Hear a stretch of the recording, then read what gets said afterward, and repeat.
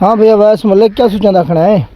मैं ठीक थी वहाँ ते मेरी दवाई आवे ते मैं ठीक ठीक के स्कूल वन्या बाला नाल खेड़ा। अच्छा कितु ठीक थी मैं किथा वने? लाहौर। कदा वंदा पन बात तैयारी ता है लाहौर तारे चावल ले कोई कदा राब्ता कीता है? हाँ क्या खाना है?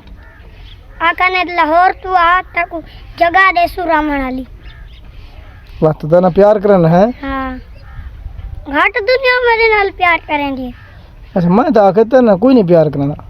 हाँ फोन ते लाइक दिटा नहीं लाइक बहु है ते प्यारी मोहब्बत ही बहु देंदे पान।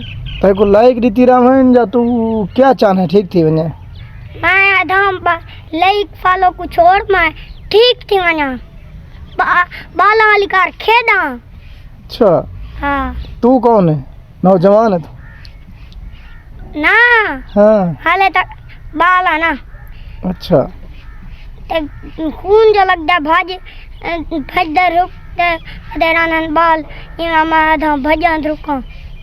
अच्छा हाँ ते बिया तेरी क्या ख्वाहिश है? बिया मेरी एक ख्वाहिश है जो दीपिया को रड़ रड़ थक पियाते उमा मेरी गाल नहीं सुनी।